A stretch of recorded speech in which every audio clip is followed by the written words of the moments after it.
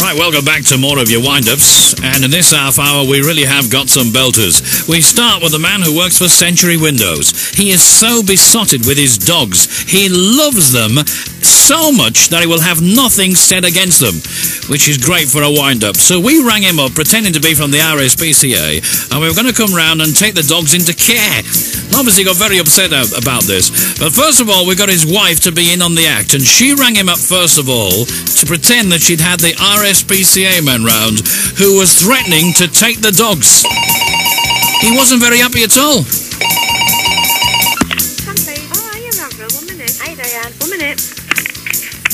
Hello? Hiya, Tom. Hiya. Tom, you're never going to do the guess what's just happened. What? Somebody's just, the RSPCA's just knocked on my door. What for? And said that that the neighbours have complained about the dogs. Said they're causing a nuisance. I've gone mad. You want to what? They want to take the dogs. Who does? The RSPCA. Again, off. He said we're not fit to have them. Are you there? I'm there, yeah. I can't believe it. No, well, And did he come in and look at the dogs, like? They wouldn't let him in. But he's going to ring you anyway, because I said he's not getting in the house. Too right, he's not. I'll tell you what, he can come here and speak to me. No, he's going to phone you. I've never heard anything like it in my life. No, well, there you go. Coming to take the dogs away, Tom, because we're not looking after them properly in the barker. Who said this? I haven't got a clue. Never said. Wouldn't tell us. And then he started being cheeky to me on the telephone.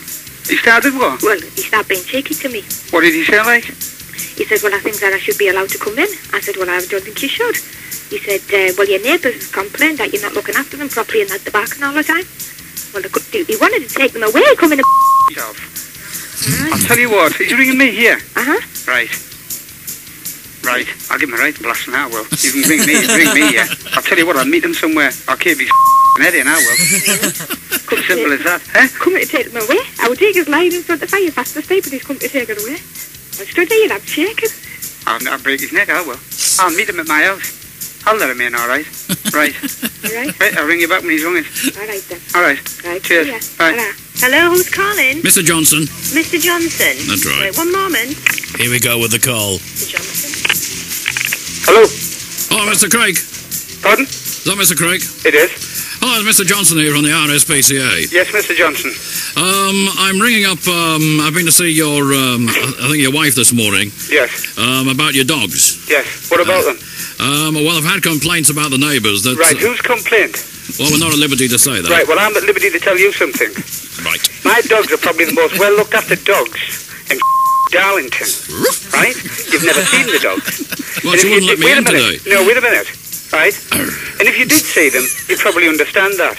And if Deaker, the Doberman, is barking, it's barking at the dog over the back, who was the shop, who has his dog in the backyard, all day, all night, all hours, barking from 5 in the morning.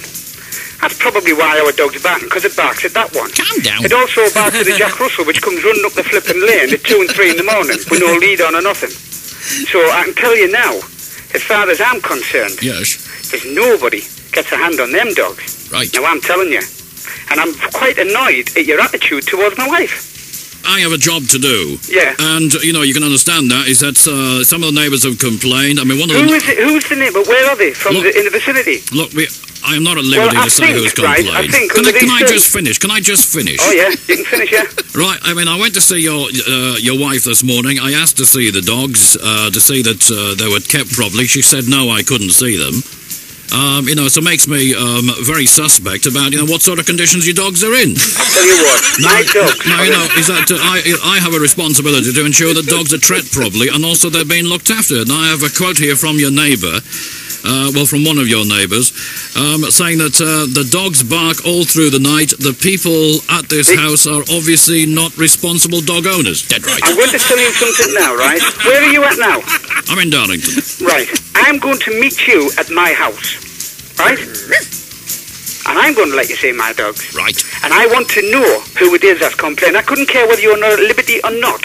As far as I'm concerned, if those dogs are in good condition, which I know they are... Yeah. Well, how have they been barking? The dogs don't bark.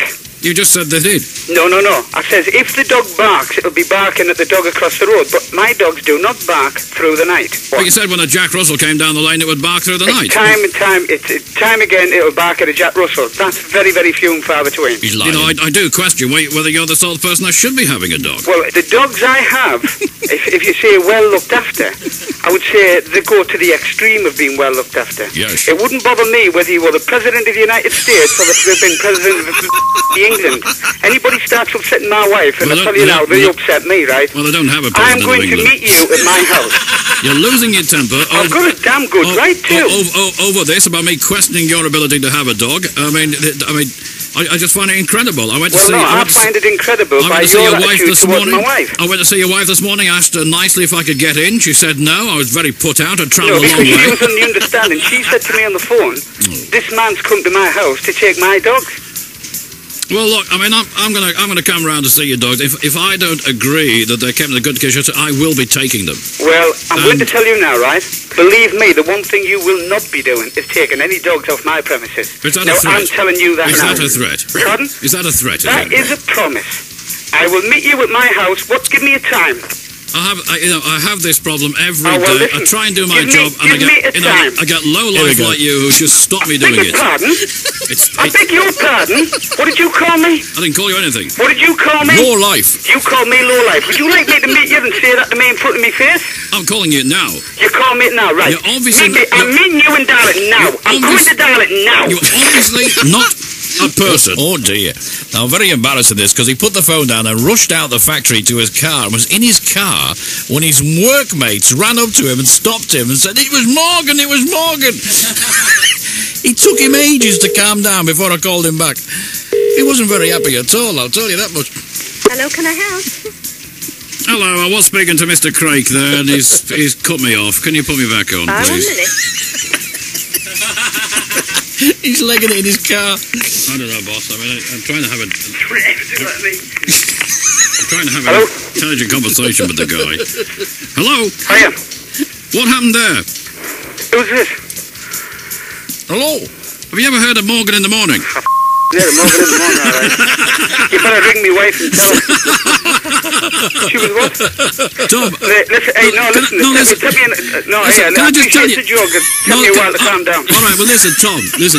All right, but you did a good job. My mate just stopped us at the car. I was on my way. You've done one or two things. You've saved me from getting somebody a good hiding, and you've cheered me up now when I don't have any hassle. And get on with my job. All right, mate. Hey, listen, say hello to your wife. Go on. Oh, I will, yeah. Well, say it now. All right, hello. Hello. Clever, eh? Was it good, Tom? Hey? Was it good? I'll tell you something now, Avril. I've got one to get back on you. Hey, Tom. What? Ring me when you want to do it, mate. I will. Don't you worry. I will. All right. Hey, listen.